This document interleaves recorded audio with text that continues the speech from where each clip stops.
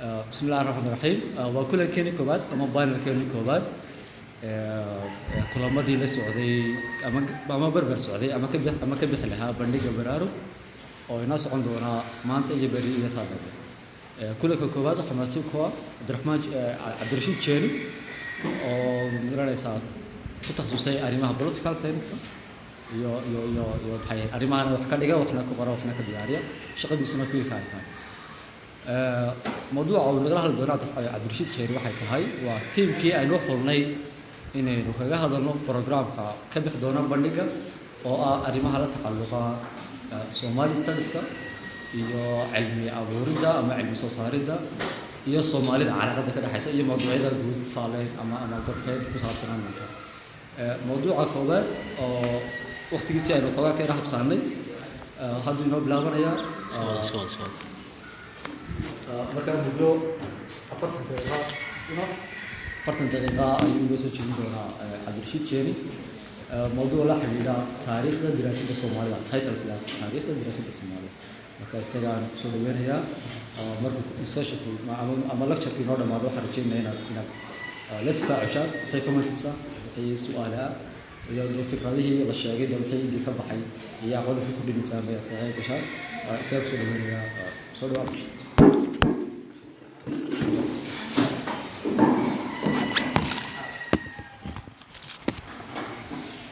بسم الله الرحمن الرحيم.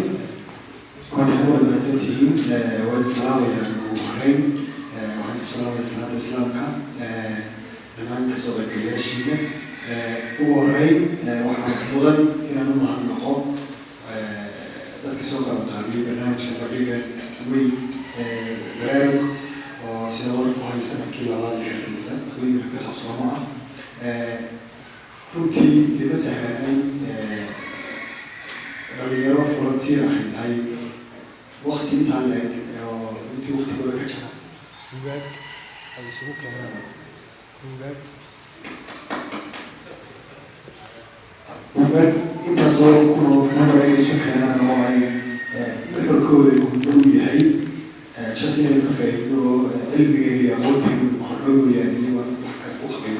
oo faa'iidadooda uu leeyahay aqoonteedu uu yahay wax kale aniga faa'iido kala kalahay marka waa laga maarmaan waxayna lagu mahadnaqo marka labaadna sanadkan ay lagu soo kordhiyo bandhiga barnaamijka cilmi isweydaarsi iyo hadallo iyo inay Google iyo sayidada cilmiga la isugu yimaado laga sheekaysto cilmiga aqoonta laga hadlo marka guud ahaan aad loogu mahadnaqayaa dhalinyarada soo qabanqaabsan ugu horeeyaan Cabdullaahi Cabdulqaadir Jaamac raagay sayidka iyo maxamed Xajaro markii ugu horeysay fikradda ah inaan ka hadlo arrinta ay soo bandhigay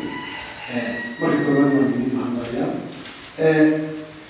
marka labaad waxaan mahadnaqayaa kasoo qaybgalayaashiina kasoo qaybgalay intaa waxaa ii raaca intaan barnaamijka sii gudagelin qodob ah cudurdaar oo ah taariikhda cilmi-baarista Soomaaliyeed marka la yidhahdo Soomaalida waa concept aad u weyn waqti dheer ay soo socday marka la barbar dhigo conceptyada kale ee dhibkiisa way yaryahay oo mug ahaan iyo ahaanba waa ka yaryahay marka la barbar dhigo tusaale American States ama Ethiopian States oo lagu xiga cilmi-baarista Ethiopiaanka ama cilmi-baarista Maraykanka oo kale marka la barbar dhigo waa ka yaryahay laakiin haddana isagoo ka yar ma aha arrin si kooban iyo waqti kooban toona lagu dhamayn karo oo lagu diyaarin karo maaha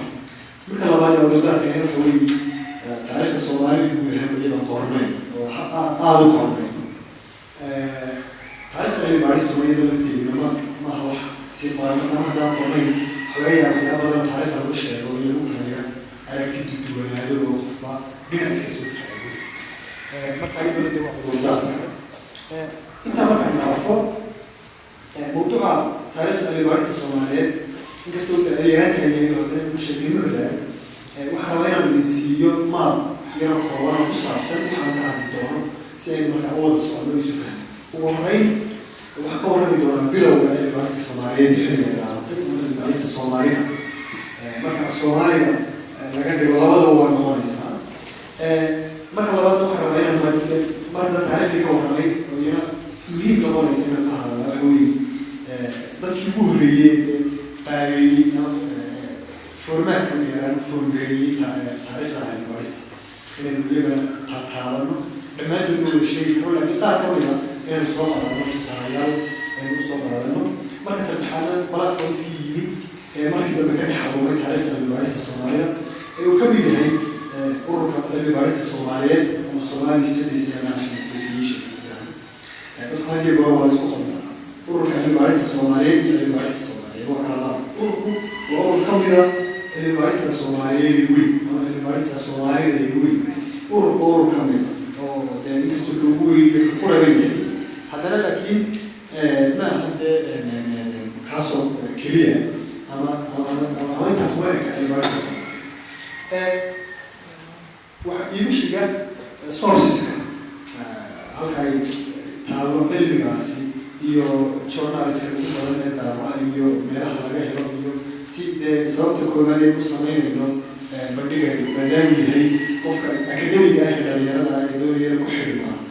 halkeenu kala jaan qaadaya marka sourceski aynu sheegnaa oo aynu ku dhawaaqno maarmaan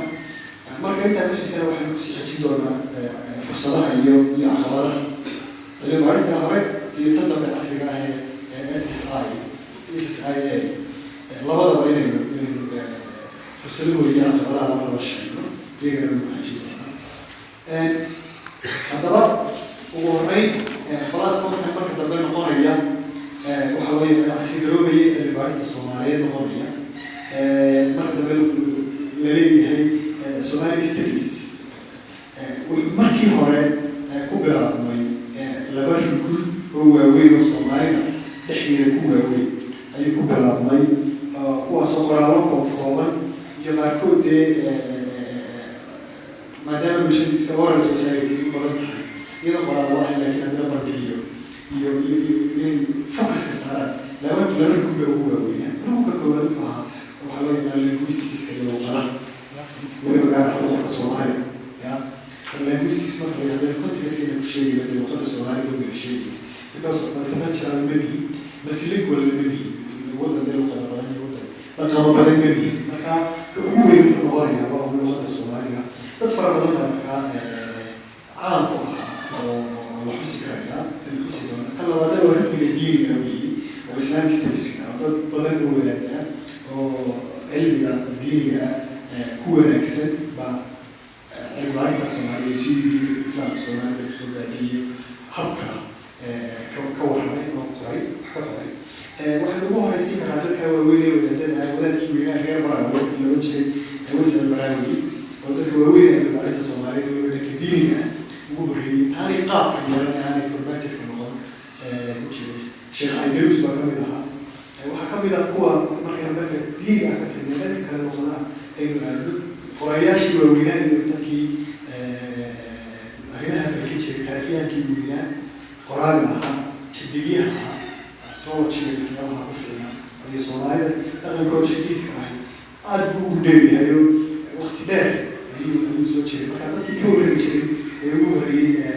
ninka loo yaqaano Ismaan Yuusuf Kennedy oo la garanaysa Kennedy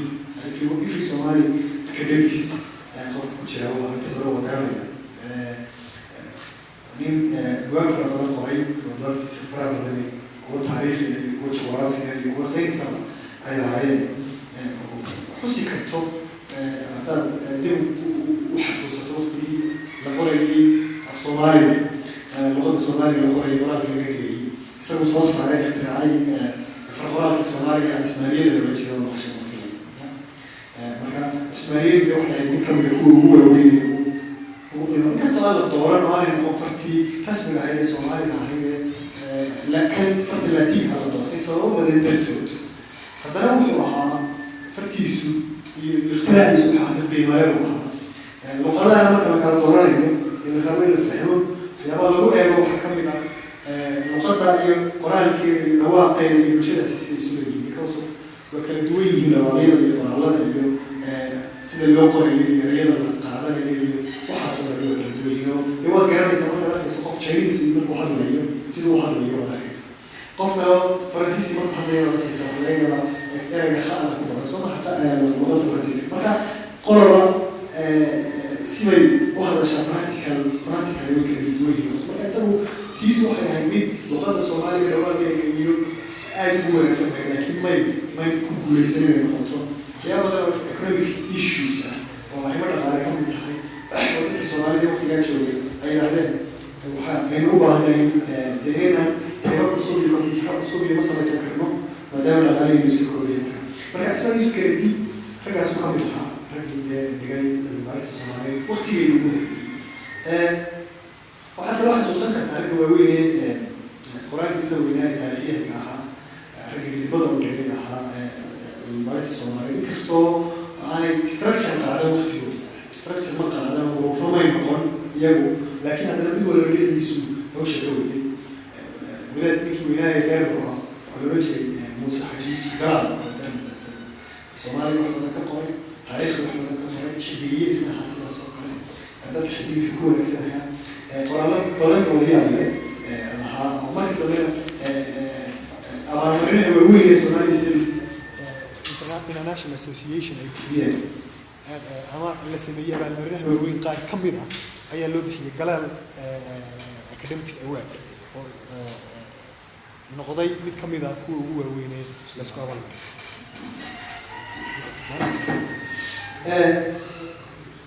taasi waa taariikhdii hore markaa cilmi-baarista soomaalida xilligaan structure ka qaaday waqtigii dambe dhowaaga ka dambeeyey way isbedeshay casri baa la noqday ummaddii sidii hore si ka duwan bay noqotay waqtigaasi dee waqtiyadii hore xilliyada ka hadlayaa hore waxa weeye xilliyadii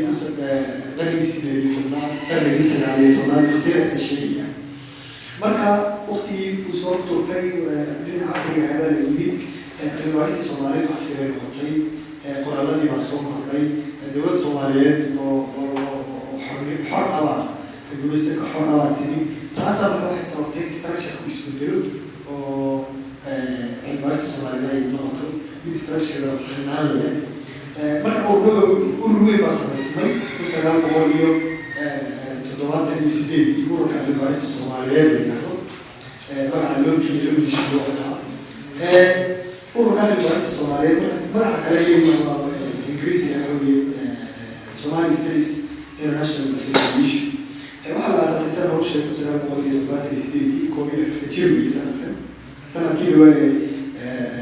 afarta jirsaday markii hargeysa lagu qabtay kulankiisii 13aad ee ugu dambeeyey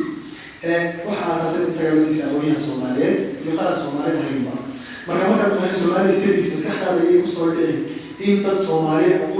qorayaan ama wax ka qorayaan ama hadlayaan ama ay ka qayb qaadanayaan waxaa laga hadlayaa arrimo Soomaaliyeed arrimo Soomaalida khuseeyo si uu khuseeyo dadka ugu badan ee ka qoraya ka hadlaya dad Soomaaliyeed laakiin waxa raaca dad aan Soomaali ahayn oo aasaasay oo ururkan laftiisa wax ka aasaasay waxaa ka mid ah Dr. Hussein Tanzania oo garanaysaan PhD ku diyaariyay political science jaamacadda Harvard inkastoo inka geeriyooday lama maxaystay laakiin ahaa dadka Soomaaliyeed ee aqoonyahanka dadkii ugu horreeyay shahaada PhD diyaariyay oo iska garanaysa marka taariikhda Soomaalida sidoo kooban tahay mar haddii waa dhaweyd uu dhintay qofkii ugu horreeyay Soomaali ahaa ee PhD diyaariyay sidoo kale jaamacadda la yidhaahdo College of Holy Cross 2017 ku geeriyooday magaalada Boston maa maxaysto ragga kale sameeyey ka aasaaseen Soomaalida laga soo qaadan karaa professor isna jaamacadda Pennsylvania wax ka dhiga ilaa inta isagu waa loo liiyo waxaa professor Rick Seneli oo ah magaalada qoraalada inta lagu qoray wax badan uu ka qoray arrimaha Soomaalida wax badan uu ka qoray sanadkii loo diray markii Somali Studies lagu soo bandhigay jaamacadda Hargeysa maxaa dadkii waday u ka mid ahaa marka isagoo ka warramaya arrimaha Seneli qaar ka mid ah artikeladiisa iyo waraysigiisa wuxuu ka warramayaa sida cilmi-baarista Soomaaliyeed ay ku bilaabatay sida ay ahayd marka wuxuu leeyahay xilliyad waqti dhowaan oo ah 1979 dadka aqoonyahanka ah ee Soomaalida oo iska yiraahdo cilmi-baarista Soomaaliyeed waxa loo yaqaanaa waa iska koobnay dadka qaar baa oran jiray cilmi-baarista Soomaaliyeed waa qayb faraq yar oo ka tirsan cilmi-baarista Itoobiya marka aan ku aqooninayn tahay wax dhigi ama tiir keligii taagan oo cilmi-baaris gaar ah oo wadamo gaar ah leeyahay qayb ka mid ah Itoobiya ka mid tahay guulaystay kala badan marka kaasay markay abuurantay 78 qodobo badan bay markaa ka dhigatay shaqo inay inay arrimaha si looga gudbo qodob badan ba ka dhigata shaqo waxaa ka mid ahaa inay dhiirigeliyaan cilmi baarista website-kooda haddaad gasho waxay kuu sheegayaan in waxyaabaha ay markiiba doonayeen inay qabtaan and a code they say from their websites we want to redefine the field of modern Somali studies waxaan doonayaa inuu dib u hufno oo dib u hagaajino oo qorqorno cilmi baarista Soomaaliya oo hagaajino ka dhigno dirinku gaara ka hoos baxa sida la moodayay inuu ahayn cilmi baarista Ethiopia ka qeyb in cilmi baarista academic social science iyo natural science labadaba ay geliyaan inay daawacaado iyo waxyaabo lamida qalabaabiyan inay goobo la isku yimaado dadka ku fududeeyo sameeyaan arrimahaas oo ahaa marka ayaga qodobo ay ka dhigtaan boynka ka dhigteen ay ku socdaan goolkooda qodobadaas ka mid ah waxaa marka xusid mudan xilligan la abuurayay dowladda maxamed siyaad barre ka jirtay waddanka Soomaaliya waxaa maamulayay dowladdii gacaankii maxamed siyaad barre maamulayay sidii loo soo dhigay inqilaabkii 1960 jiray marka markii la abuuray Somali Studies Association according to the founding fathers waxay ahayd may soo dhowey dowladdii Soomaaliya may jeclaysanoo gacmo furan markii may soo dhowey sababo badan oo jira dartood sababaha waxaa ka mid ahaa maadaama waqtiga ay xiriirkii Soomaaliya iyo midowga Sovieti weli Soomaalida qulubteeda waxay sii jireen dhinaca Eastern iyo Bariga marka galbeedka waxay ka qabeen shaki fara badan maadaama cilmi baarisahan ururka lagu abuuray wadamada galbeedka shaki ka qabaan awgeed weli may soo dhoween xiriirkooda maadaama la fadhiisan muu noqon waxay soo dhoweeyaan qodobka labaadina wuxuu ahaa may haddii hor wadamada haddii dictator yihiin ma jecla freedom of thought iyo fikirku inuu furnaado ma jecla marka cilmi baaristaasi waxay garteen inay gelayso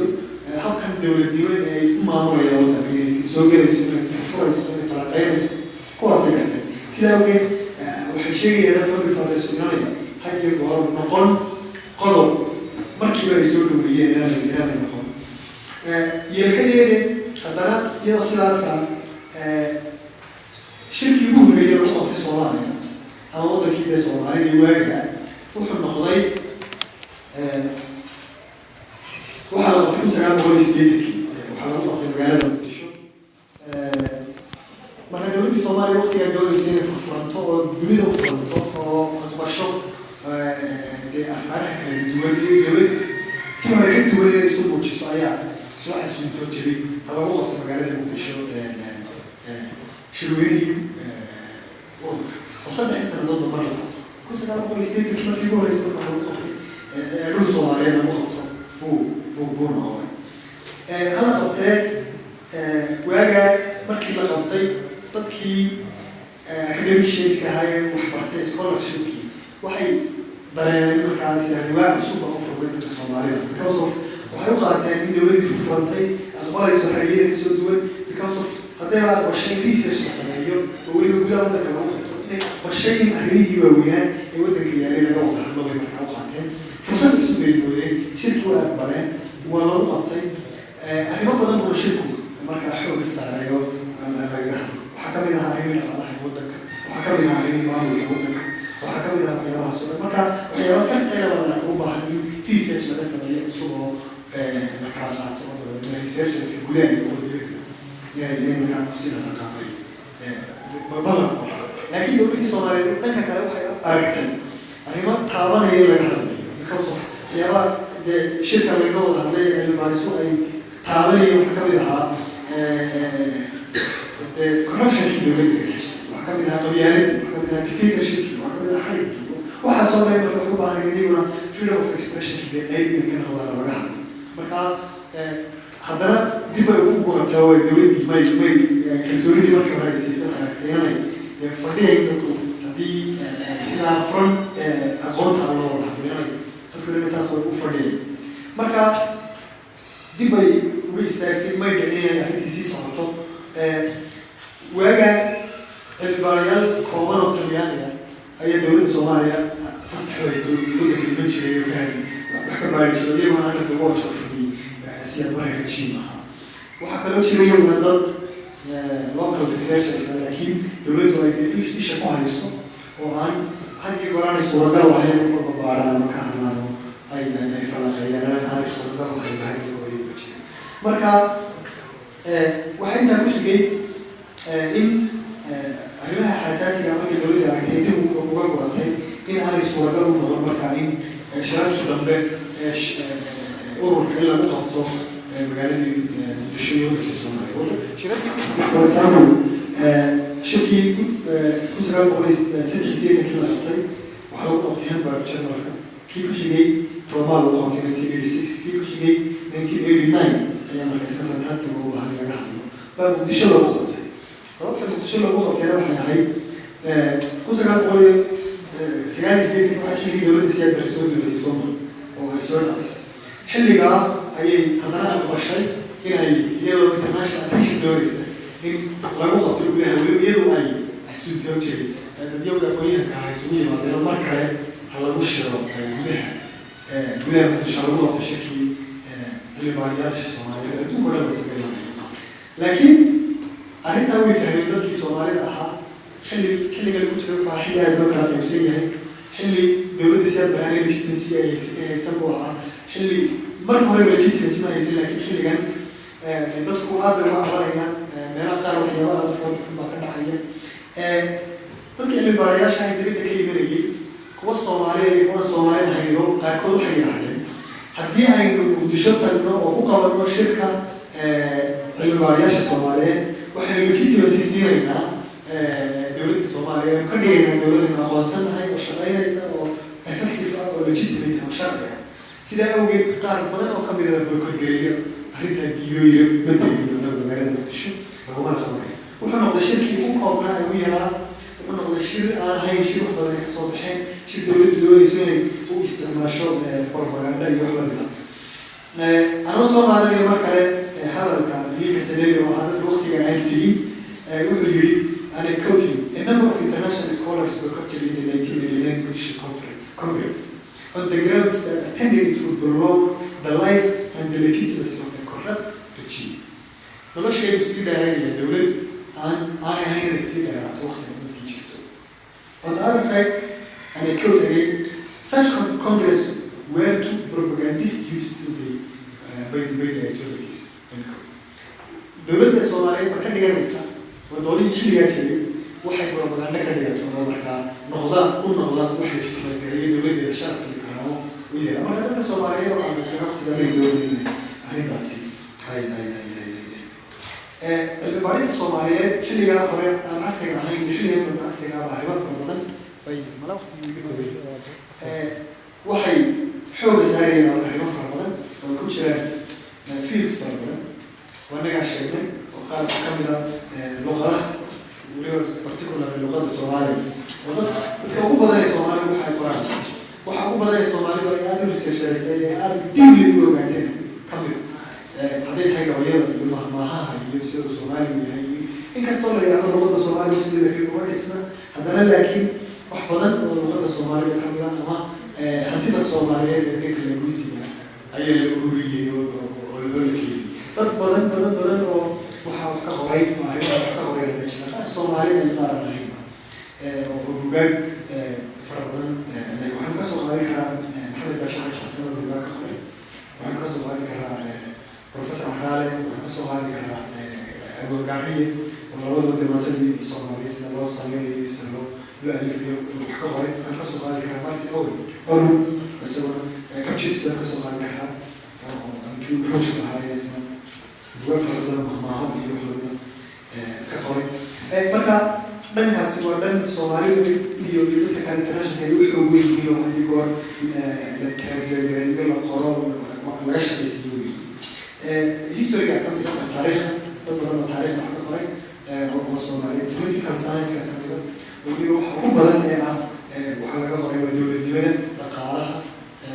humanities-ka kale social science-ka kale aad baa wax looga qoro Soomaalidu weliba state-keeda Soomaaliyeed ay wax ka qortay state-yadeeda kale Somaliland aad wax looga qoray Djibouti aad wax looga qoray Soomaaliya aad baa looga qoray political science markay timaado archaeology-ga ka mid ah arrimaha la xiriira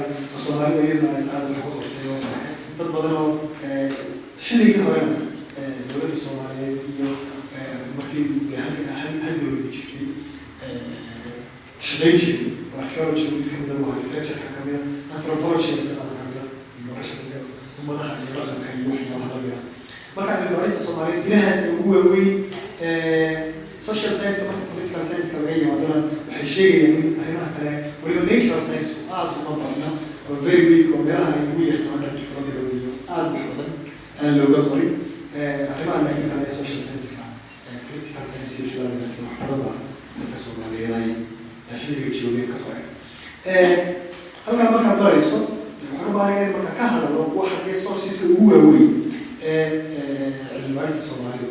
أي تعالى because of أردية أو قفك academics دوري وقالوا كل شيء يقول بهاي يفهموا هنقول ضارة هنقول لنا anthropology وحبوا تيجي وهناك عملت شيء اللي هو Somali Studies International Association وعملت كم من resources كهو سنة كمان كونغرس بقى إلا إنه كان يخطي كوبي أفريقيا سنة دول وجهنا سنة دول بهالمرة بكونغرس لغتها الدنيا كان له خطة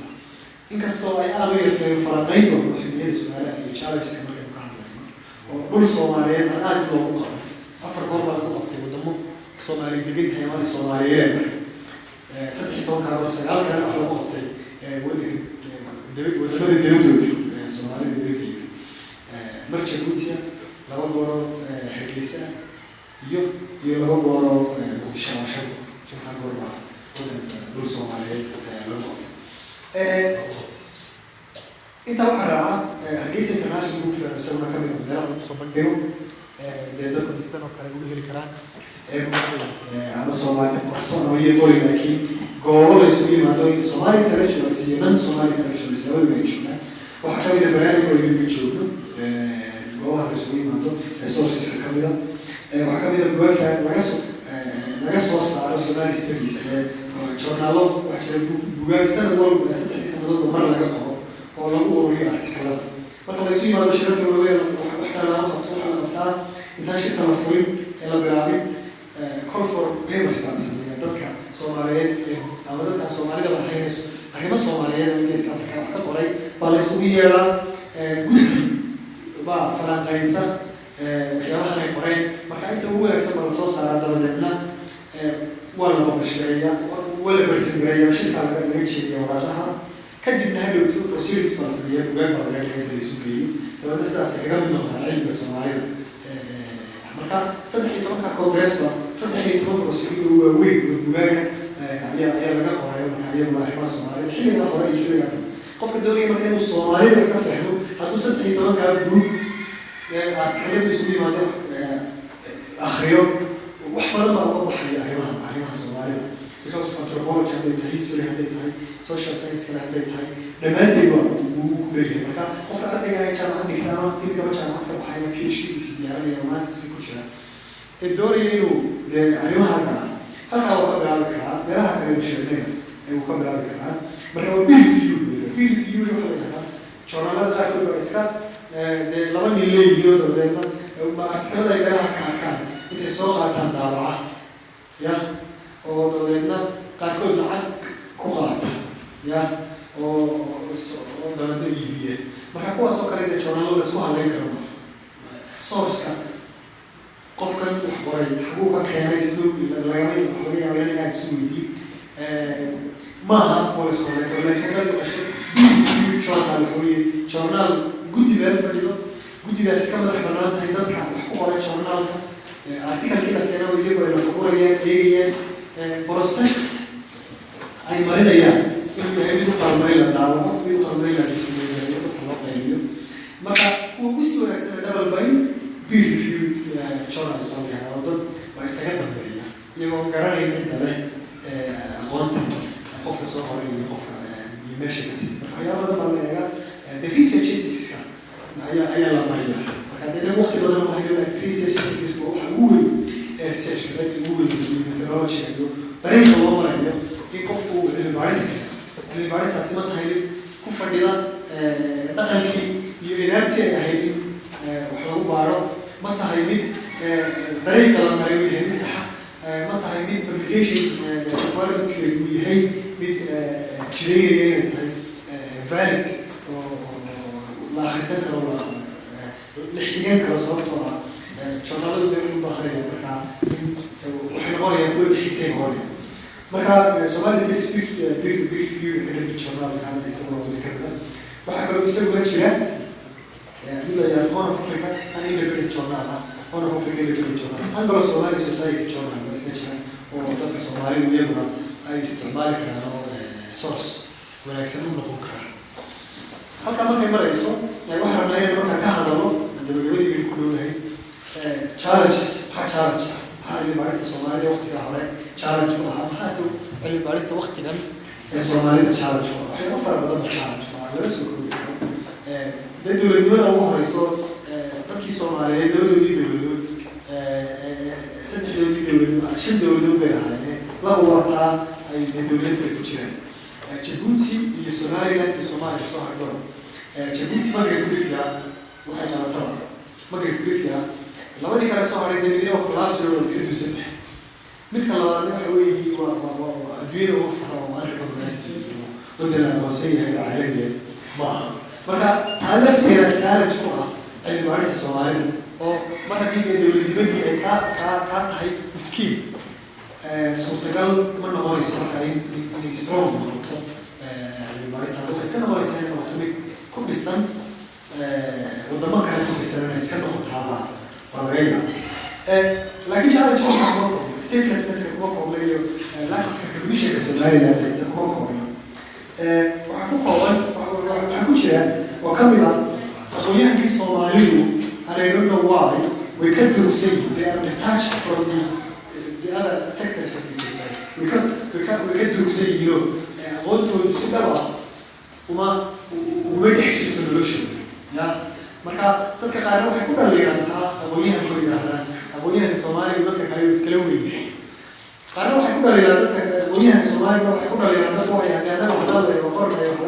يديك وهنا لذلك أنفعه يديك عن استعماري من الإنسان كيف ده طبعا نقطة واحد يقول ده أغنية بسومالي يقول بالإنسان يقول دوليه ولا كذا يا دوليه سومالي وكذا كهنا أغنية كود يقول ينلشوا المعلومات كهنا كده رخصة دوليه ولا ده كأوتالية يدك كوسة يدك هو يدك وحوي ده كان أكاديميسيا شغل كله ما هنكروت اليوم ولا يدك حتى قصص وإسكان ما له سهل قوي أما أيضا وغير كم بيبقى مشكلة له يتشالنج إسكان السومالي ستيل إسكان وحاول يرمي ده إيه يرمي كلمات ده شراكة بين السومالي وشراكة سومالي أخويا يرمي كلمات ده كوني فريسنا هو وسيبته ده يرمي أحسن أيه يرمي كلمات حاسوا إحنا ناس أوتاي إذن ريسيرش كي اللي بعرفه الصومالي وهاي كل الحين وهاي كتير نقول states هي society على بعض منها مشوي كدولة هي على بعض منها كتير نقول economic أيضا كتير نقول على سلول السيم إنما يسلموا هاي أقوال سياسة تسلول معمولة إنما يسلموا هاي أقوال وأيضا تكمل وشارج أيضا كتير هذا الفيلم سيكون سيدوك كلام حوالي كم أحسن أنا مع الصومالي سيدي يقصون هيدا كنا political economy كده يهال political science لو حكي الله يلانا أوديكوا يسميه north and south وغوي يكون مركب وغوي يكون مركب نراه necessarily ما حكي شيء في المرة لكن حوالي هذا brings of concepts وضمنا مساكينها waxay qaataan weeye wax badan aan soo saarin waliid hore la guuleystay loo midho income-ka ah waxa loo yaqaan south states wadamada donoriska ah aan periphery-ga ahayn iyagu core-ka ah lacagaha haysta resource-koodu waa weyn yahay waxa la yaqaan north marka there's always challenge u dhexeeya had iyo goor jira south iyo north oo south-ku uu noqday mid I dominate كريان نورث وضمن هرومس I dominate كريان نقدين كودا حكيت شوغا هذا حاجة هذا حاجة كان هذا هاي ربع كريان برشة هذا هاي سياسة يوحنا ولكن كويستي هاي دور أحيانا كنت يصير that political science وحي independence is center عذر كنت يسألت اللي كنت يصير هاي research marka kaas soo galay there is what they call a global south research dependency in dadka koonfurta degan adduunyada dib u dhacday degan hadii oo ku tiirsan yihiin researchka dadka galbeedka oo xataa dhammaan kuwa lagu sheegayo basically waxa weeye xageen wadamada galbeedka ama waa lagu abuuray ama halkaas ka yimaadaan congress markaas ku imanaya halkan u imanaya halkaas lagu soo dhaawacaya halkan la imanaya waana sababaha keenaya marka inay ka furnaadaan oo ka dhigtaashadowdaan bulshadii ay la noolahay marka hadday noqoto publicationskii hadday noqoto research integritygii iyo hadday noqoto ethicskii kale iyo dhammaan arrimahaas oo dhan global northku hoos bay u dhigayaan oo u cadaadinayaan maxay researchkii dadka southka hoos bay u dhigaya oo inaga qura soomaalida maahay markaa dee waxaa ku jira African Studies haddaad maqashaan African Studies Association maraykan baa laga maqlaa xaggaas bedeyay marka mushkiladda weyn ayaa iyaduna qayb ka ah waxyaabaha ku ah problemka haddaynu researchkeena iyo Somali Studieskuna uu la wadaaga arrimaha kale waqtigu iska kooban yahay su-aalaha inuu dhigan doonaa thank you very much intaas isu koobayo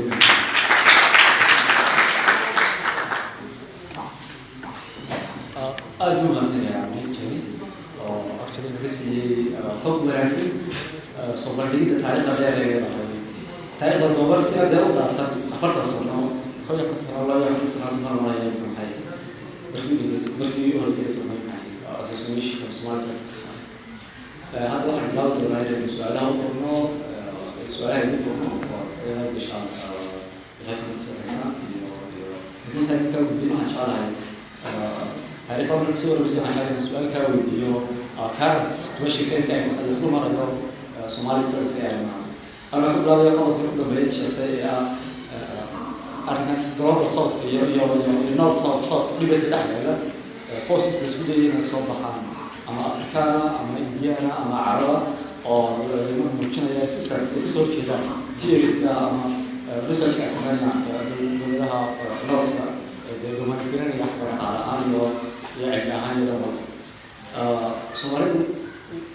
dibadda qayb ka yihiin isbahada Soomaaliya kees ka mid ah oo projectka cadaan studies oo kale oo dadka ku eedeeyaan in shucaab ku tooyay marka kasii yahay global south forces ka oo qayb ka mid ah macnaheedu nabadiyo research in ka cadaan ka hawday baarinta ku qoraan بسم الله الرحمن الرحيم عدالة ستديز وكونسبت أسوه صومالي مرة تصور حكاية دولة مرة كده بيبني وين أبوي وأنا believe me it's highly politicized in international level and locally لبضبط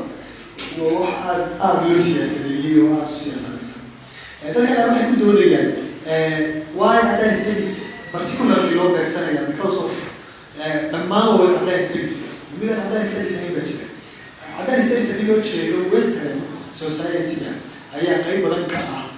yes research كترول western society research يعني أوكي لكن خلاص كان لطيف هاي وهم in starting from the colonialization's time عدان أو ده أي شيء عدان اللي إحنا نقول western countries وده ماذا كان قبل وحيسودي يعني مرور بدو بالكريان ويجي من كوهستان ويدوش يروح في الجان في سيرشيلا يوم المباريستا تذكر عن يجعل حسنا بحيث كورنيسا إن أي أقوالها الدنيا يجوا كيديان إن أي أقوالها الدنيا information حتى لو ترانسفيرية وحوي وحلسمي يا حتى أقوالها الدنيا أي imbalance الموتور بنا كان يكون بيريدو أو ضمنا بقى كميري أي نقطان تذكر أقوالها الدنيا وهايا then كوا أقوالها وهاي مرة وهاي نورا كوا أقوالها وهاي سياسة وهاي كوا أقوالها وهاي لكن ما كان بس نفر بدل اللي كل دولة إنك لفت يروي بالسياسة ذينا أو ما أو حينو مود يعني اللي الصومالي كرة الإنسانية for example الصومالي لا الصومالي يعيش إنه ما كمان هذا كمان بس لا أقول بالسياسية لكن استم تقسيمه ما حد يسوي ما حد يسوي أريد global south global north challenge كل حاجة محلي سيولة دايما كتحوانكم إن أي مرة ذكر المشهد كاي أما قبل بيه هنو ضمن بقى بدل حسنا اللي يسكت بيه من الجريان لين عكس كم الله شكل هذا ريسيرش هذا هذا السوشيال ايشوز بالشيء الحلو هذا هو يا تعلم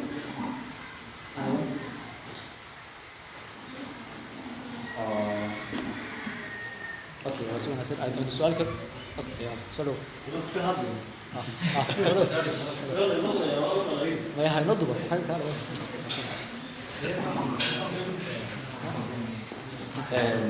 بسم الله الرحمن الرحيم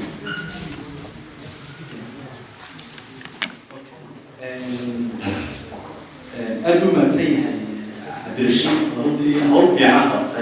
برسف والله أد معان وقتها أد مالية وحرمين عن السؤالون ويديو مدوح مصاصة الساجة مثل جودا سمعنا وكذا لكن تعليم عن إنه ظروفها كلها إنسان كبر على النشاط قبل واحد مثلا كسر شيء سيبو صانع كارثة comfort معهم كلاس وضعوا في سقيمة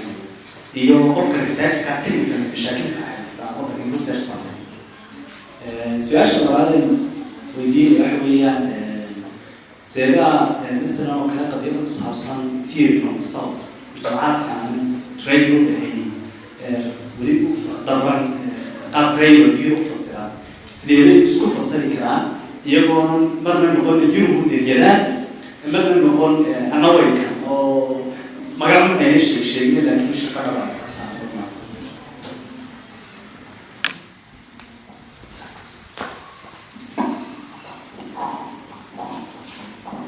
بسم الله الرحمن الرحيم. هذا موضوع تقول بس على القيمة سؤال شهرات ريسيرش الصومالي سيدي ريسيرش الصومالي حقيقة بلاد كان عقبته هورية وسؤال قوي وكلية في معلومة إلا جهة لكن هذا صوته عقبته هيستمر عقبته هو وين صوت هيستمر كم يتعب research security is also له publication كأنه هو يريده مرة كقارن يدعو تذكر الصوت يا ريت عوضان إلى هاي إن data يجيبوا الحياة لقاطه ودورنا لقى بيكتو إلى كاتب source كاسم ملاك سيدك عوضان إنكستو عن ولي فريسيس دوا واحد لكن ودولا هاي ده الصوت شو ده عوضان إن هذا دولا لقاطه publication كانوا وقت كيو وعلى يلا قفكا نورث أما قدامنا هروب مرايكي هدو يسافر ريسيرش ببلش كراه وقت جاي يقع على فرلاب كده يقع على حلقة لا تشربه يو قفة صوت كلينا أنا قدامنا سوكر هي مساكين أكيد هنا يقع على هذا كان سنة بلاد قطعة كم سنة اليوم هذا كان سنة قطعة كم سنة سنة because of research كلا سوى من نيجي نفتيسو حلقة اللي يجي ده سنة نفتيسو وسي كابتن قفة الصومالي قال وحاورها مشكلة لها يبوه رئيسه لأنه قرر الله يبوه رئيسه لأنه قرر الله معناه وحكوا قوضاً بغلال مشكلة يبقى كورسجة وحكم إذا يوضم ذلك عليه حويراته حانا النغضي يوضمه مساكينة وحوم بيقول لك بيتقال الرئيسة وحوم فانك كم إذا وقت التكس كلا أورورية عشور إن كم إذا بيقول قوضية إنه يقشح حاجة اللي بارسة يقشح قفك الصومالي باهي لكن وإنه قد بفر المشكلة له هو وين هيستوي حوالي إنه organization لقى هيكلبات قد بفر يستوي فنجريان research الدوري الصغير هذين كانت الدوري research على الصغير وحرم عليك والشقاء عليك والجرانيس هذا شغال research ليه المشكلة دي وين والجرانيس steps كانوا مهمين هذا الدوري research هم ونحر له وطبعا وما له كسر كرني كريات سميسا وقت نقولنا وكاجب هي ريسورس وكاجب هي لو marka labadaas qofka Soomaaliga oo de shaqalaanta ay garanayno waqtiga halka heerka taagan tahay dawladda ay garanayno heerka taagan tahay labadaas waa mushkilada weyn oo iyagu haysan ku iyo kala fara badan oo ay soo kordhin karaan haysan arinta sidee bay isu fasiri karaan isu macnayn karaan dadka sawirka dadka sawirka sida koobaad isu macnayn karaan waxa weeye inay isku day inay qaadaan talaabooyin walba oo ay isku dayeen inay kaga maarmaan inay u daba fadhiistaan cilmi baarista dadka kale waxaa ka mid ah inay iyagu yeeshaan goobo ay ku soo bandhigaan inay iyagu yeeshaan journaallo credible oo iyagu ku qoraan inay yeeshaan dad researchers ah oo aan ku tiirsanayn the research waxaa loo bixiyay the research colonialization ama gumaysiga the research ya oo dadkii sawdka ay ku cabanayaan weli bulshada caalamku ee sawdka ama wadamada masaakiinta gumaysan jirtay way tagtay laakiin dependency baa joogo researchkii dee waxaan ku qabnaa dhib badan marka waa inay ka baxaan arrimaha noocaas oo kale ah dowladuhu inay u allokeedgareeyaan resources lagu fangareeyo baa ka mid ah ma garanayo dowlad Soomaali leedahay meel kasta ha joogtay oo tiraahda markay budgetkeeda samaynayso lacagtaas waxaan ugu talagalnay in research lagu sameeyo ama cilmi baaris R&D lagu sameeyo hadday dib u garanaysa way sheegi doontaa laakiin kole anigu Soomaaliya iyo Somaliland iyo meelaha kuma arag arrimaha noocaas oo kale iska daa inay iyagu volunteer u sameeyaan haddii aad adigu tagto oo aad tiraahdo arrintan oo qaranka wax badan u taraysamaan doonayna inaan research ku samayno annagoo qof iyo lababa ahayn institutions way adag tahay sida lagula gartay lagu aqbalo oo ilmaxnimada noocaas weli Soomaalidu ma gaareen sawdkuna inta badan inuu gaaray marka in la iska fujiyo arrimaha noocaas waxay ku imanaysaa dadku inay dareemaan inay yihiin inay ka madax bannaan yihiin oo madax bannaani qalbiga iyo maskaxda psychology-ga inay horta la yimaadaan markay taasi timaado oo ay cidladooda degaan oo ay arrimahooda gaar ka dhigtaan waxaan is leeyahay markaa tartan baa bilaabi doona dadkuna ma kala adkaadaan ilaa ay tartamaan haddii xitaa Afrika iyo wadamada laga research wanaagsan yahay oo dooduhu nooca yihiin way baranayaan Soomaali waqti bay qaadanaysaa laakiin global south ma aqbali karaan laba isku helayaan inay yaahdaan waan horumarayna oo wadamada developing baan doonaynaa inaan noqono haddana research iyo cilmi baaristeedu waxay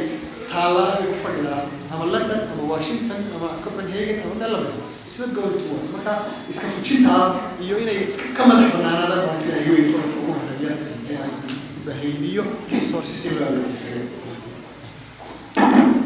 okay أنا مصدق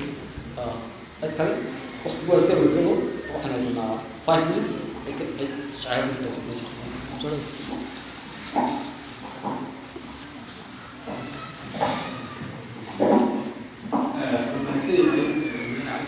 معاك يعني احترام دار المهيا بس شوف يعني بتونس وجنيه وقاعد وجانا challenge-yada oo ka hadlay research baan kalmid ku darnaa markay ka hadlayno cilmi baaris runtii waa field aad u ballaaran dadka sida uu sheegay jeeri ma aha dad ilmaxnimada gaariyay inay sameeyaan aqoonta cilmi baarista laakiin hal mid baa jirta waxay ka bilaabeen institutionadu inay iyagu si gaar ah isaga xisaaraan cilmi baarista maadaama qof iyo laba qof aan iga soo bixi karay inay tahay wax aad u ballaaran oo u baahan dhaqaale iyo aqoon badan iyo dadaal badan iyo iska tuwaal aad u ballaaran waxaa jirta challenge aniga la muuqdaa inay Soomaalida aad u dhex baahay oo runtii ragaadin badan ku haya waxa weeyaan aqoon xumada waa qaabkan khaldan ama qaabkan guracanayn ugu badan tusaalahaan oo kale jaamacadaha ku yaala geeyo Soomaalida gaar ahaan Somaliland ama Soomaaliya ma hayaan weygii iyo dariiqay ku gaari lahaayeen inay sameeyaan research iyo cilmi baarisyo si qoto dheer loo dhiibiyo ay dhaqaale iyo waxa lagu bixiyay ay u gaari lahaayeen tusaalahaan oo kale waxaa jira oo Somaliland iyo deegaanka Soomaalida ku yaala jaamacado 10 years furan iyo aqoonta waliba oo aan hal research ku saaray bale waxa laga yaabaa inay ka graduate gareeyaan jaamacadaas wax ka badan 5 kun oo arday oo ay joogaan professor qaarkood yihiin master ama PhD haddana waliga jaamacadaas isku mid yihiin research samayso bale waxa laga yaabaa ardaydaas inay dhigtaan ay jaamacadaas xisaab fiican ku saabsan master graduate ay samayso marka waxyaalahaas oo kale oo haddii ay sii faafaan waxay keenayaan inay meesha ka baxdaba qiimihii uu lahaa researchku iyo markaa ama baahidii loo qabay research sameeyo kale lagu gaarsiinayo marka haddii aan qaab su'aalaha ugu soo dhigo research ma kula tahay caqabadaas inay jiri karto oo ay tahay inaan challenge inay Soomaalidu research effective oo wax ku ool ay ka soo bixi karto marka loo eego qaabkan ay u baran ama jaamacadaha advance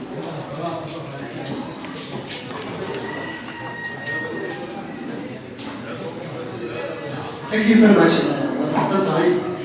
runtii qodobka uu sheegay jaamacadii inay weli wajiyeen inay waxay ku tusaysaa sida ay isaga yihiin meherado aqoon aan laga dhalin lacag laga dhalin priority-ga koowaad dema wada ahay badankoodu priority-ga koowaad aanay ahayn goob loo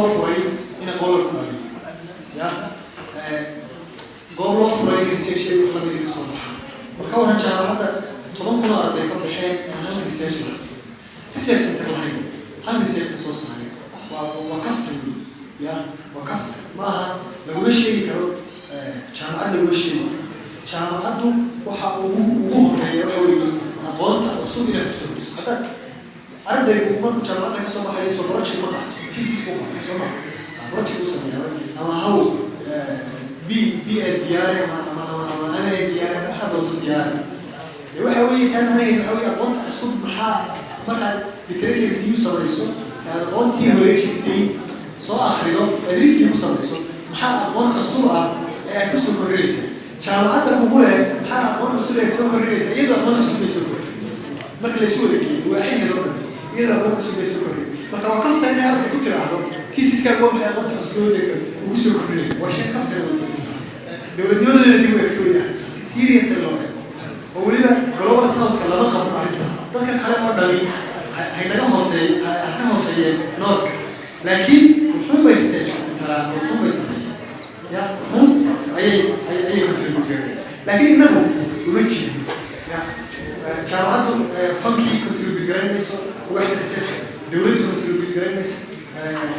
research development sameeyo marka waxa weeye inaynu halkaa fadhino unbaa بنحكي كلمة غير سيدا الله بحكي كلام حوي سبيس كلا قاعدة اللي كنا نقاطعه يا إن أي نقطة ميت كم من البيولوجي سووا وضع كريم ووضع الدنيا خمسة كريم يا وضع كتير. Last question.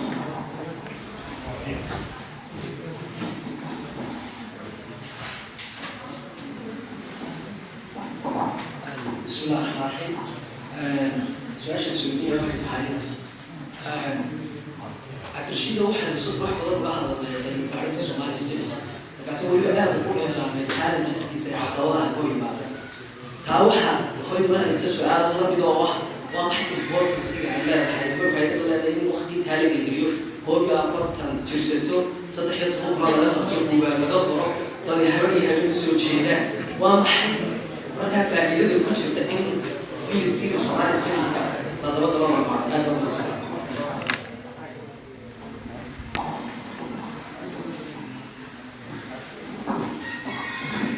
والله أصلاً سؤال ملوي واحد سؤال علينا وجوابه هذا البروفيسور سمعت الحالة التشيلية حاولت أقرأ بقوها جواب أنت وضح فائدة ريسيرش ليه حالة سوى هذا يعني كوديس يعني كودين وهل هذه سنة في US quoting another intellectual وهل هذا دوري يسوي إن هذا الدنيا يروح يسوي كويس هذه الدوري يسوون دليلها ديستون وحلو بقى عندها 3 C's إن بدون صدق concept أو C كبر عنا إن بدون لا يا بقى توه الرئيسة صدق لا concept وحويه توه الرئيسة C هو concept وأنا تفكر لك هذا أنا تفكر دليل وأنا تفكر ليون وأنا تفكر كيرين وأنا الدنيا سيد الله وأنا يفكرها كتير أنا بحكم سوكرين horumarka wax badan baa ka dhiman horumarka wax badan baa ka dhiman wadamada concepts koodu shaqeynayaan waxa ugu horeeya midba concepts farbadan ka horeeya kuwada midba ka research badan yahay ayuu ka concept badan yahay wadamada geliya dhaqaalahooda cilmi baaristu waa wadamada ka midba ka kale kasii horumarsan yahay sida labaad waxa weeyaan competence level سيدا حد وحوي هذا competence حوي ولا كتير هذا إن أتسوى أمانة ستكونسبت كذا ولا نكش أساسه كسد حاليا وحوي connection هذا هذا نبض مننا هاي حوينا concept يلا هي competences كانت حاليا سو أو نبض سنغافورة وتصار وصفات يودك كمان هذا إمارات أي دولة كمان مرة لبض concept ضمن هاي نضم فيه حتى الدولة يسوينا concept لكن هذا حريصه ضد هذا بيعرف إن الدولة حرية صوب هذا الدولة يسوي حريصه وأنا لا بحي جوه حرية جوه حسنا التنفيذ يشوف القرآن لا شكل كل من بيشكل كل من بيسصنع وأريد أن يكون من مسير بشكل سنة قرآن يكون من ليس إن الفيل كتجمع الباريس سمينه تكواليتي فسمينه تكوانتيتي فسمينه ديت ده مركز نصاب اللي بنقول علم الأسود طبعا إننا مركز إنه ريني هنا قاعد كل شيء قرينا كذا قاعد أنا كل دولة كذا قاعد أنا كل كلام بنشوف كذا قاعد كل كلام عالمي يعني كذا قاعد halkaasaa markaa dee horumarka inoogu dhow oo aynu mari karayna faa'iida intaa lagiyo kuwa kaloo kasii badanba way leedahay ingiriisiga aad u mahadsan yahay Cabdi Jeeli waa soo gabagabeynaa kulankan dabcan mawduucan noo soo socon doona waxaan noo kori doonaa berito hore dood ama soo jeedin la xidhiidha okay quick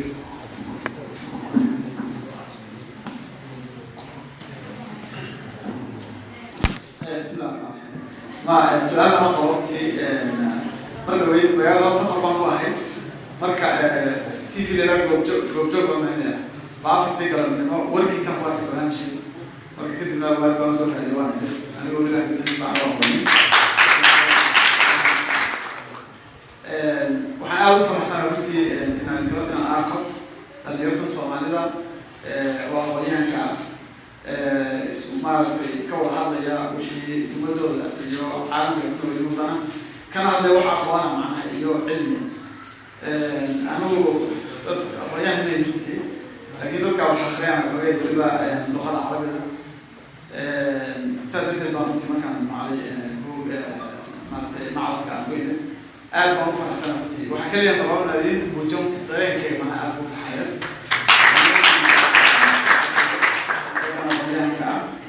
أربعة يا رفع تأتي نامك على كذا ليتي إلى ليتي أربعة هاي من اللي قبلت لنا ذلك بنا أبوه هاي وحنا نرجع لها إن الجوعان اللي سيدنا ذلك إليه مرك فحدا الله لنا سبجيو أربعة ما سنتين جزاك الله خير ما في ده مستقبل كنا إذن كويه ومضوا إذن كي تسوي مش أدوك دكتان اليوم بمضوا الصوماليات هذا السجود تمام بحام دمتها وقت السنة يبقى سنوات صوص marka idinkeedu ku xiran tahay idinka maanta dooran kara dariiqa kaliya maanta runtii aad lagu horumari karana oo dariiqa inoo sheegeen ragga aqoonyahanka oo ah cilmi baadhis iyo dhaqan iyo raadin maanta runtii aqooneed kadib lagu marka aad baad mahadsantihiin oo isaga